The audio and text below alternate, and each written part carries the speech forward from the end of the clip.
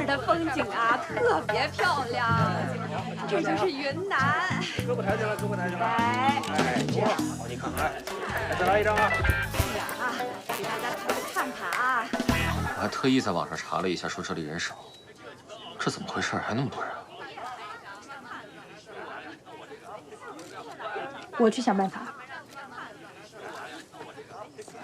哎，叔叔阿姨，你们都在拍照呢。哎，是啊，我们这些啊都是年轻时候喜欢拍照的，退休以后啊，孩子给我们买照相机。你看它这个功能太复杂了，都不会用，左一个按键，右一个按键的。嚯，这么专业呢！叔叔，我看一眼您拍的照片啊。有什么问题吗？这个照片呀，还有可以改进的空间。哦，那给我们说说。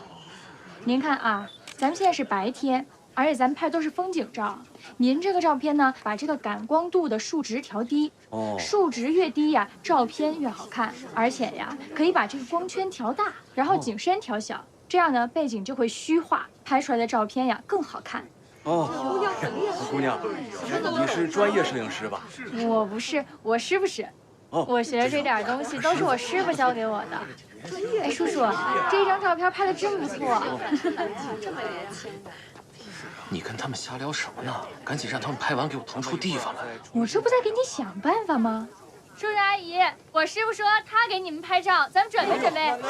谁给他们拍照啊？你配合一点好不好？过来啊，过来。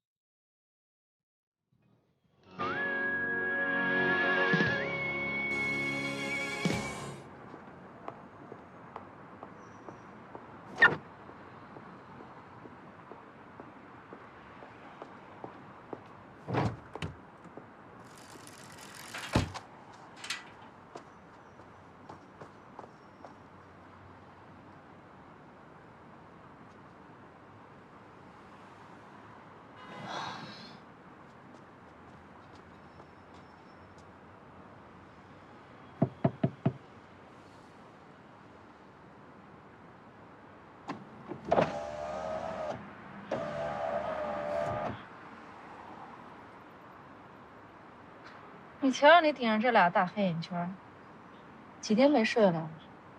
自从跟你吵完架，我就没睡过。吵架？我什么时候跟你吵架了？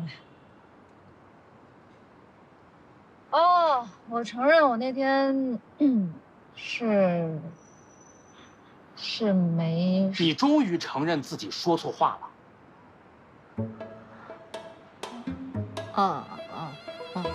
那个是我说的，不好说错话了。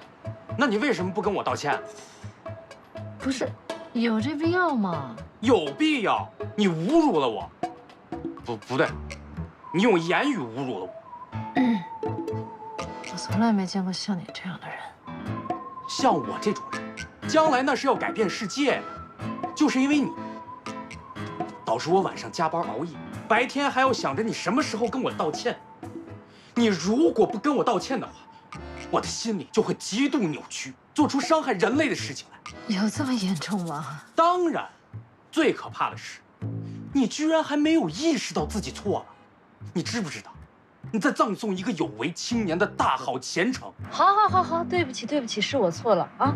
我可不敢承担什么葬送有为青年这个责任，对不起啊！没有诚意。不是，我不是已经给你道歉了吗？说了我错了呀，还怎么样？难道还是让我请你吃个饭啊？哎，你要是同意请我吃饭的话，我还是可以考虑原谅你。好，楚阳，今天我请你吃饭。不过吃完饭之后你该干嘛干嘛，而且你必须得答应我，从今以后不要在电视台门口堵我，行吗？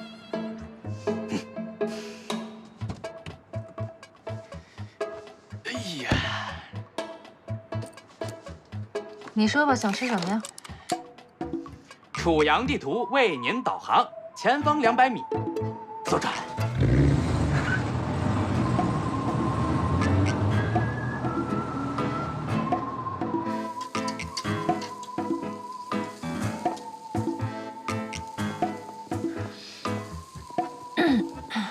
这边。哦。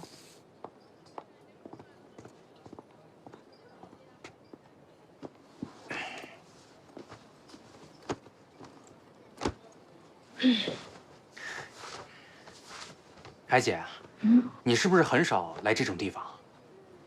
哈哈，我那个前夫他倒是挺喜欢这种地儿的，他从来不会带我来，因为我也不会跟他来。要我说啊，像你这种女生，就应该多来这种地方，沾沾烟火气呀。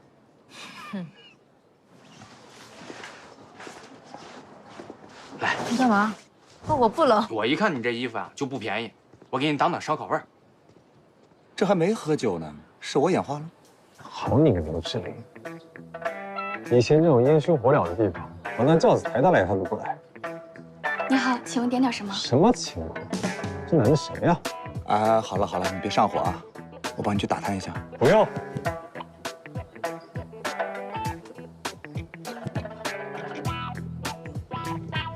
好，谢谢啊。好的，请稍等。楚阳，你这衣服多久没换了呀？自个儿闻闻。不都跟你说了吗？我这几天呀，天天加班，别说换衣服了，连觉都没得睡。身体可是革命的本钱。哎，那小子是不是每天给他送花那个？还有人每天给他送花呀？这事儿你居然没告诉我。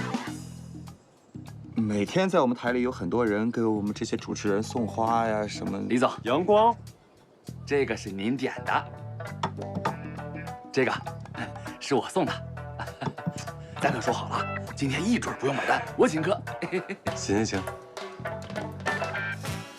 哦，您是来检查我工作的是吧？哎呦，我现在告诉您，我那个垃圾现在那叫一个专业呀，分的湿垃圾、干垃圾清清楚楚、明明白白，他们都叫我垃圾小达人。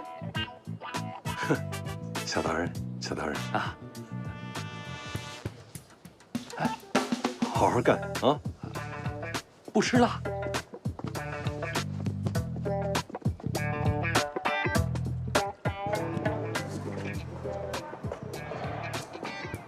怎么样？要不咱们换个地方吃，我来买单。哼，我什么时候落魄到要你买单请我吃饭？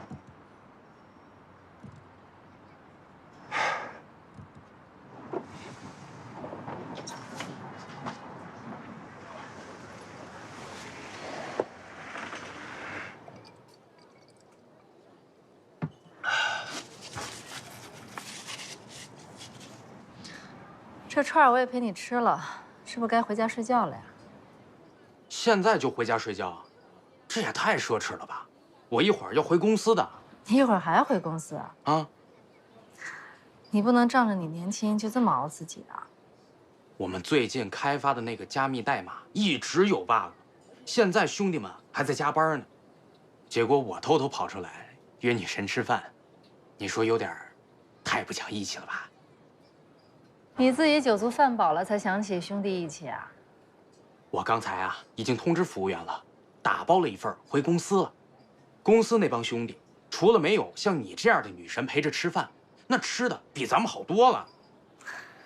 这才有点大哥的样子，就跟当年里。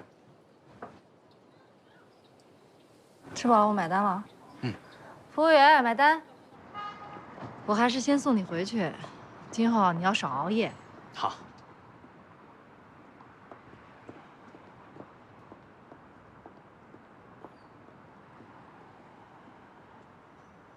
郑不信跟过去看看。不用，这个是，就跟个小屁孩吃饭嘛。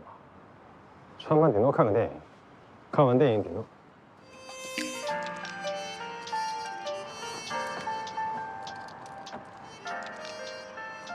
我回去了，累了，我不送你了。嗯。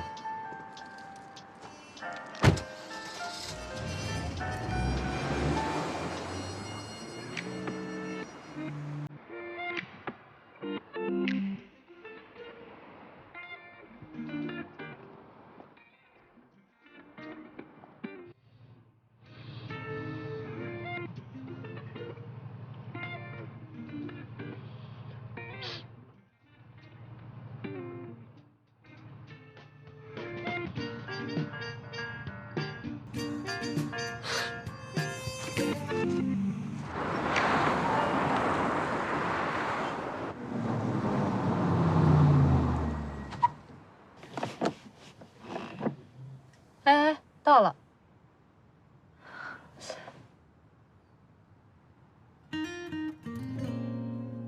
睡着了。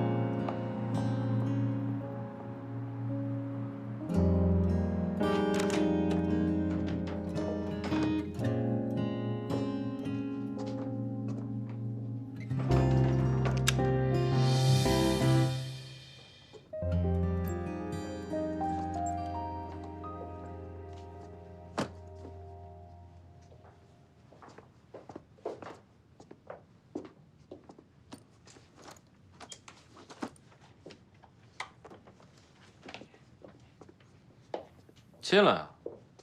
在门口干嘛？当门神啊？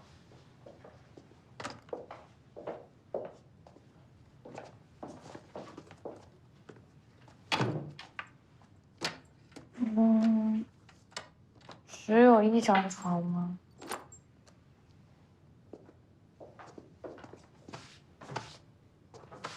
这里的条件就只能这样了。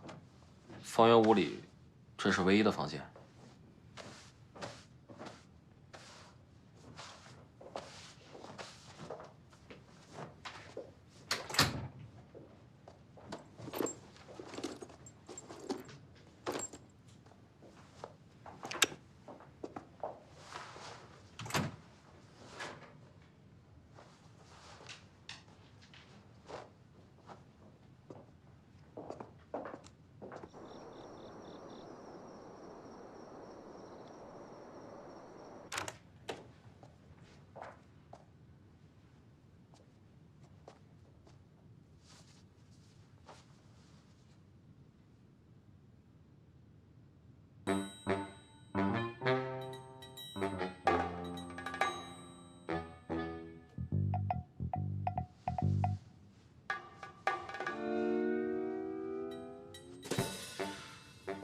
这么大的床不够你睡啊？哦。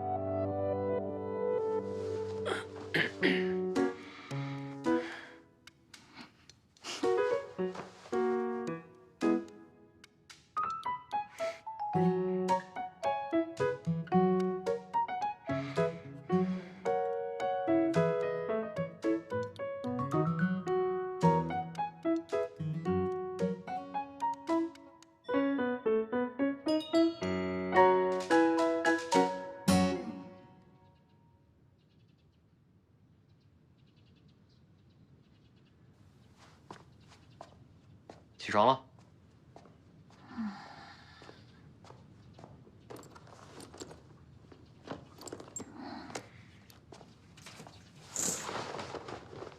起床了。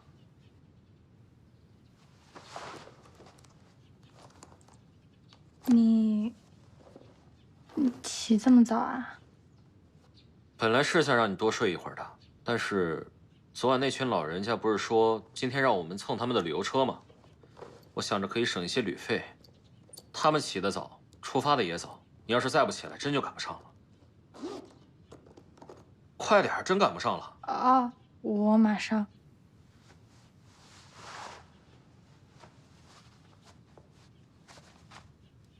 再坚持2天，回去就可以好好睡了。回去？这么快就回去啊？这次拍的照片也够多了呀。然后这次回去，好好选选拍的照片，幸运的话，就能得到一家国家级杂志的认可。以后我们就可以稳定的给他们提供照片了。啊，那太好了。得赶紧回去赚钱，总不能坐吃山空吧？我还得养你呢。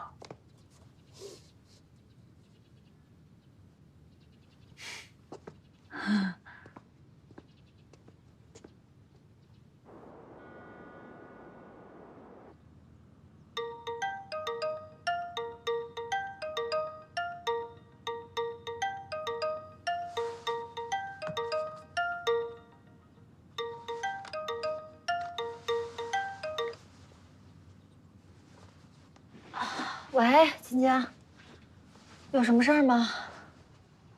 没事儿。嗯？有事儿。瞭望姐，我有件事儿想问问你。说吧。昨晚我和罗修睡在一张床上了。苏晶晶，你才多大呀？不是，昨天是只有一间房，然后只有一张床，我俩在一张床上挤了一宿，什么都没干。嗯？什么都没干啊？哦，那罗修这人看来还挺靠谱。你说，是不是在他眼里，我连个女人都算不上啊？我跟你讲啊，晶晶，如果你们俩发生了什么呢？我可以在法律上给你一些策略和建议，但是你俩没发生什么，那就无从解答了。但是如果你问我个人建议的话，那我觉得，罗修这个人还是不错的，至少他对你是尊重的。我就想知道，我对他，一点吸引力都没有吗？哎呀，那你呢也不能这么想。你说。现在成熟的男人，他们都能够控制住自己的。你说那是我哥，罗修，他一点都不成熟。你就说上次蓝雪那个案子，要是没有你没有我，他指不定在哪儿哭呢。他根本就不是一个男人，他脾气暴躁，爱耍小性子，一遇到事情就躲避。他不是一个男人，这样昨晚的事情也就可以解释了。啊，那你是不是要重新定义一下你和罗修之间的关系啦？也不是，我就是想出气嘛，说出来就都好了。苏元晶，电话打完了吗？打完了。打完了还不下去？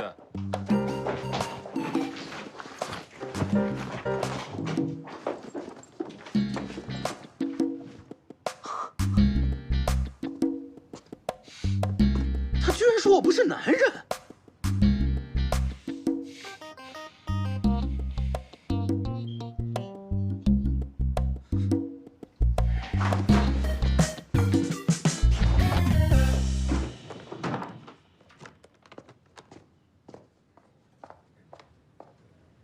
头，你今儿怎么来那么早啊？哎，志玲姐来了吗？来了，你没看见吗？没看见。就刚才，我看见一个小帅哥开着志玲姐的车把她送来了，然后那小帅哥就开着车走了。完，志玲姐呢就在我前一班电梯，我怕她看见我尴尬，所以我等了一会儿才来的。小帅哥。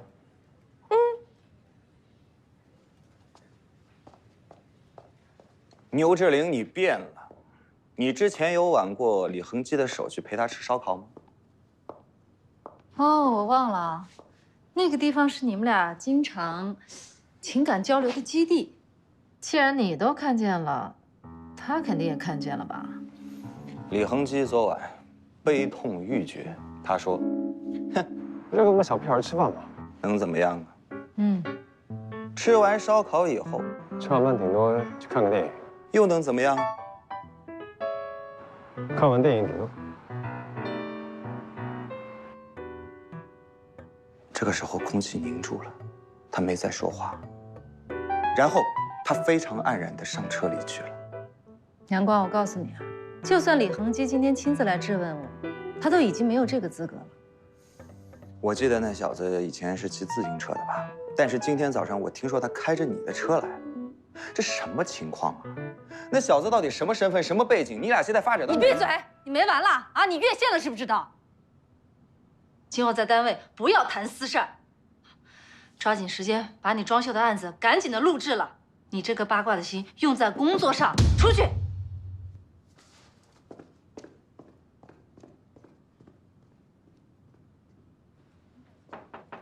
进。李总，这个邀请函给您。这是什么？啊，那个创投会送来的啊，关于区块链。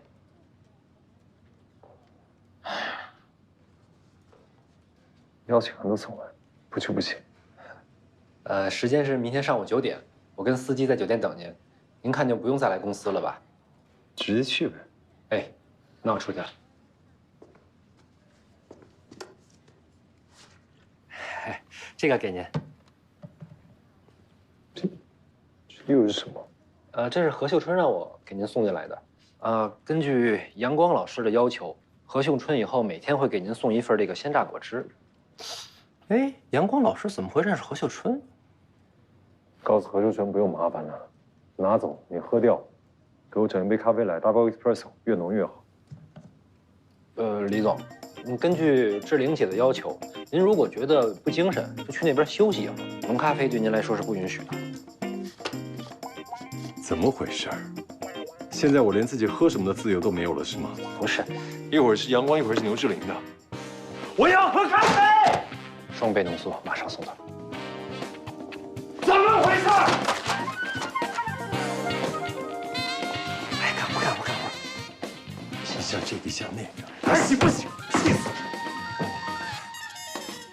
录制都准备差不多了，但我们的预调解呢，几乎没什么进展，反而是人菲菲跟物业公司那边网上大战，可热闹了。那现在物业公司那边有没有出什么新的物料啊？物业公司那边已经偃旗息鼓了，反倒是菲菲，人每天呢发几条爆料的微博，刷存在感呢。现在菲菲的态度很关键啊，不然我们的节目没法做。是啊，我找他聊了，但我说的话人压根听不进去啊。头儿，我觉得吧，咱找廖律师商量商量，啊，毕竟这菲菲当初是主动找到廖律师的，我觉得人廖律师的话，多少能起点作用吧，他能听进去，啊，你们俩一起想办法，我觉得这案子一定能解决的，是不是？嗯，我去找他。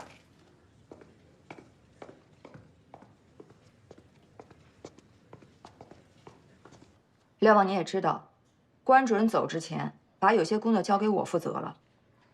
所以你要是工作做得不到位，我是可以批评你的。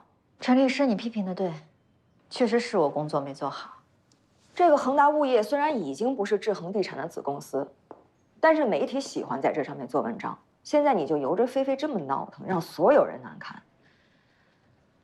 现在可是和钱沟村谈判的紧要关头。我劝过菲菲很多次了，她不听我的。你是一个律师，她不过是一个20出头、没有什么文化程度的小姑娘，你就由着她这么闹得翻天覆地，你这样，我敢把钱沟村的案子交给你吗？我知道了，你给我点时间，我尽快把这个案子完成。你也不用跟我交代，我也是为了你好。你去吧。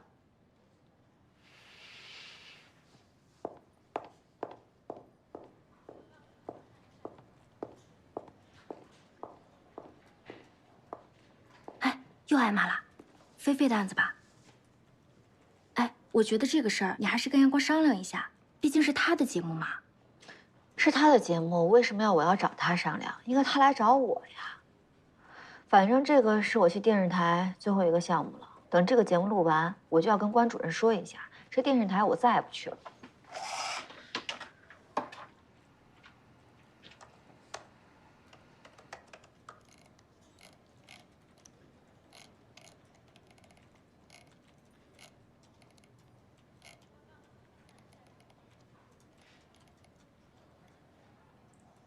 大家好，我是遭公司人肉的当事人菲菲。我今天想向大家介绍一下我在公司遭受的不公正的对待。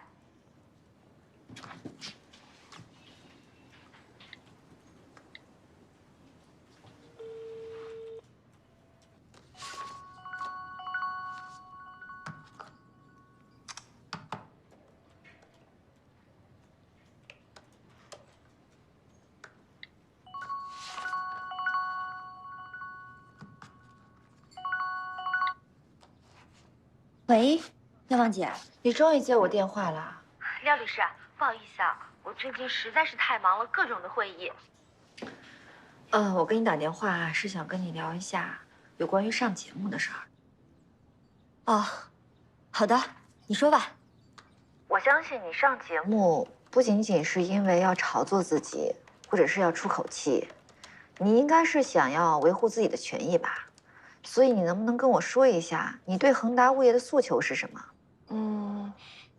我觉得恒达必须在微博上对我公开道歉，而且我的团队跟我说，我应该把重点放在精神赔偿这一方面。那你说，我在金额上应该要多少呀？我觉得这个事儿啊，咱还没有最后搞清楚责任方到底是谁。要不这样，我陪你一起，我们去找公司那一方，我们聊一聊。廖文姐，你也看到了，是恒达物业，他在耍无赖。哎，我说不清楚。我也不想说了，直接上电视吧，让观众来评评理。哎，我之前看到那些国外的律政剧，不都有一个陪审团吗？观众就是我的陪审团呀，让他们评评理，到底是谁的错。好了，廖姐，我先不跟你说了，我现在还挺忙的，先挂了啊。厉害呀，还有自己的陪审团呢。廖望姐，阳光来了。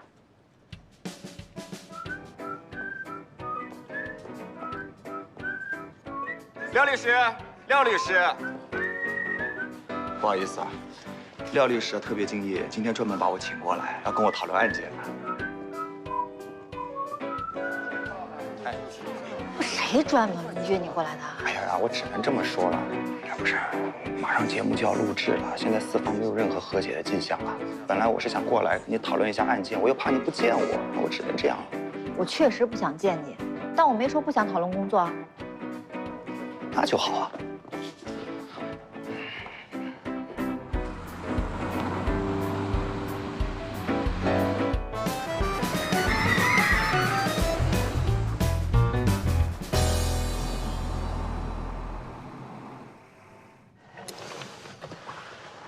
到了。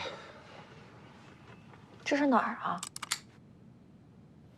我家。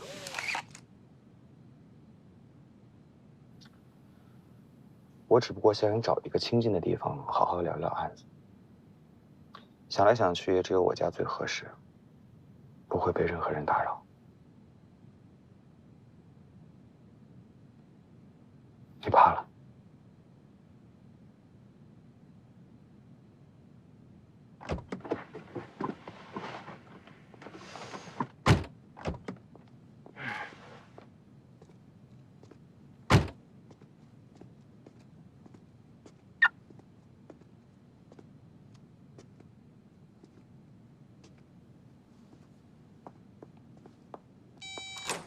请进。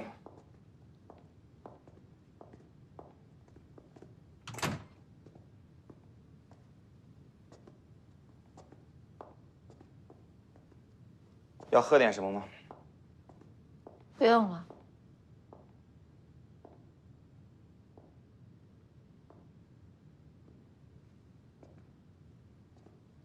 你们家怎么这么暗啊？哦，嗨，平时自己不觉得。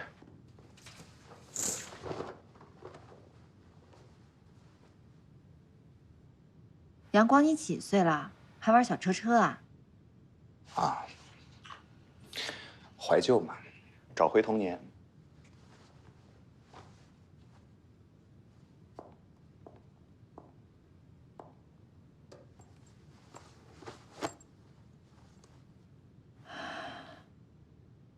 我家里有红酒，要不要开一瓶，我们一起喝？我们聊案子吧。好。这个案子，我觉得这个，你先说。啊，你先说。女士优先吗？这个案子发展到今天这个地步，我觉得性质已经变了。刘雷两家争取自己的利益最大化，物业想甩锅，没想到碰到菲菲这样的狠人儿。刘王，其实你有没有什么问题是想问我的？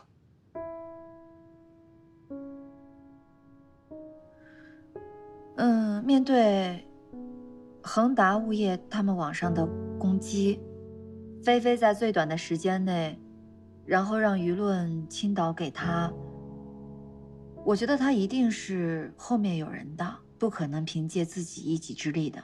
我知道。我现在其实有很多别的，所以，我做了很多结果的评估，我觉得最好的结果就是让物业去道歉，并且做出相应的赔偿。当然了，如果物业他先低头的话呢，那菲菲和刘雷两家肯定会不依不饶，并且提出非常高的赔偿要求来。刘王，你听我说。那如果是这样的话呢，那物业肯定不会同意。到时最后还是要对簿公堂，所以我们的和解就没有意义。听我说，我虽然是一个主持人，但是我平时生活当中我很少愿意跟人沟通。我今天叫你过来，我特别想跟你聊一聊。你可不可以？因为我现在有点千头万绪的，我不知道从哪里说起。你能不能问我一些关于我们之间的问题？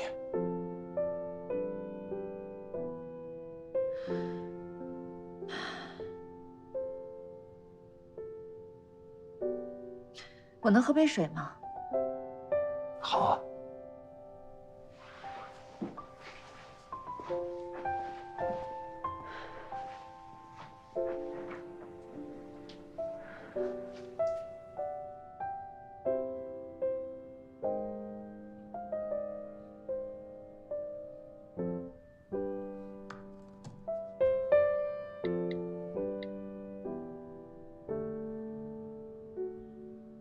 李航基啊，李航基，你明明看见我了都不问我，这不像你的风格呀。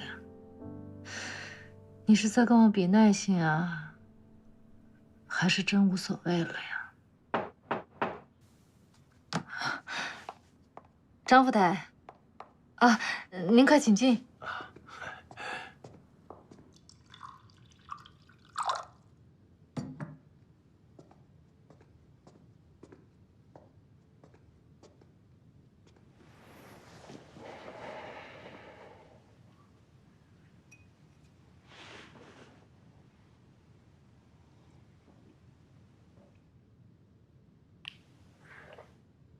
其实，现在这个案子呢，我觉得是应该分成2个部分。首先呢，让物业公司先跟刘磊2家道歉，做出相应的赔偿来，因为物业公司肯定撇不清楚他的责任的。虽然赔偿的金额会很扯皮，但是菲菲这一边，她想要的东西太多了，她根本不知道适可而止。所以，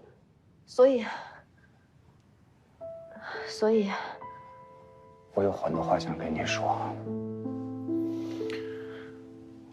我知道我们之间会面临很多的困难，我想把这些困难全部都解决了以后再来面对你。但是有些事情，我发现是我无法控制的，就好像是我母亲的事情。我本来以为多一点时间，多一点智慧，这件事情就能帮我解决，但是我现在发现并不是这样。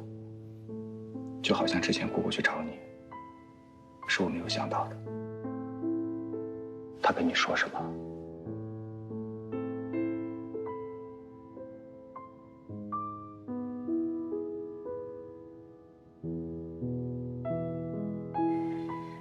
这个菲菲想要的从来就不是赔偿。这个菲菲可以告诉我姑姑到底对你说了些什么？她就是觉得现在的生活已经……我知道以你的性格，你肯定不会告诉我，但是我还是想知道，阳光，你可不可以跟我说实话？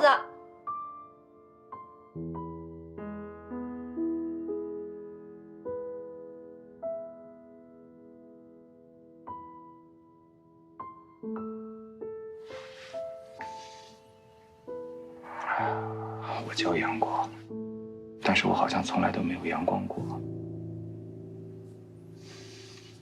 我之前喜欢把自己一个人关在家里边，甚至有一段时间，我觉得孤独是一种非常完美的生活方式。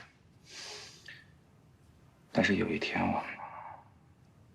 我一个人蹲在这里，就是你现在坐的地方，我发现我满脑子想的都是你。我不想再回去了，我不想再回到那个阴暗的地方了。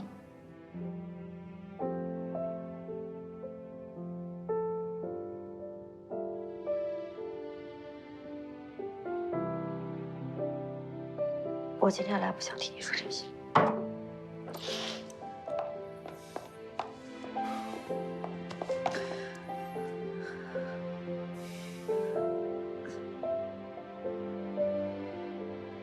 你知道我没有办法抛弃你，你能不能放开我？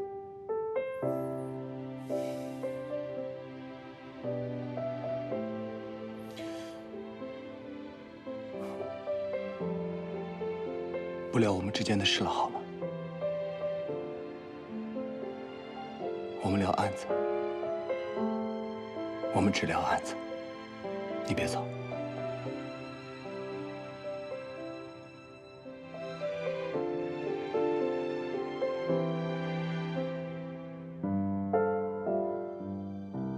好好说话，装修乌龙的案子，怎么闹得这么沸沸扬扬啊？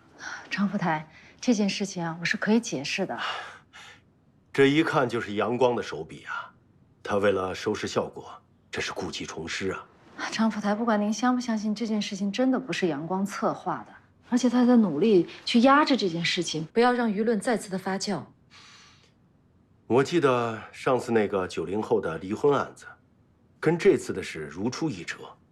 那个案子，的确是让好好说话的收视率提升了不少，尤其是收获了年轻的观众，这让他尝到了甜头啊。这次，就算不是他亲手策划的，他也一定是起到了推波助澜的作用啊。张副台，您要是觉得我们这个节目不太满意的话，我可以让节目终止。哎，小牛啊，你不觉得你说的这个话有点不负责任吗？当事人要上节目，已经闹得所有人都知道，你现在说不做就不做，你置电视台的声誉于何处啊？哎呀，张副台，您是领导，任何事情您都可以高瞻远瞩地看问题、发现问题、提出问题。我也知道您今天专门来找我，就是想在我犯更大错误之前来提醒我，您这是在爱护我。我们做电视节目的，一定要注意价值观导向的问题。你已经是个总监了，这种常识性的问题，用不着我来给你普及了吧？是，张副台，您放心，这个节目我一定会把握好导向。